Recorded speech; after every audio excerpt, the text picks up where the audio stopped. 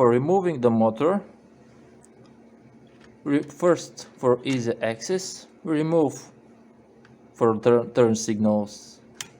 Then you can remove the electric connection from the electric motor. For easier remove, just twist it from the left to the right and just pull it off. For removing the motor, twist it to the right.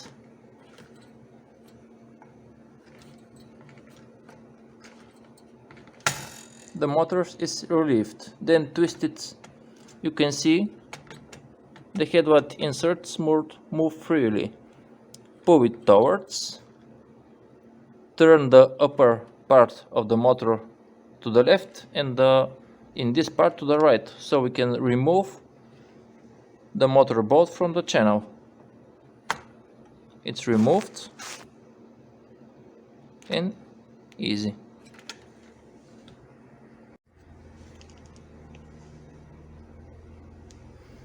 You can see it freely moving. With one hand, push it upwards, so the adjuster will pop forward. So what we are going to do, we are going to push it in, twist it to the left, and after we pull this adjuster upward, we will insert it into the channel, like you're pushing.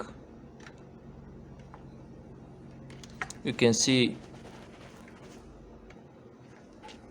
it's coming here, and with a little push we adjust it into the channel. Now is the most difficult part. Maybe we should push the motor into the mounting points. There's only one way in which the motor will sit. You cannot make a mistake. Push it up forward and then twist it to the left for it to walk into its channel, and that's it. After that, just put the clips into the correct position.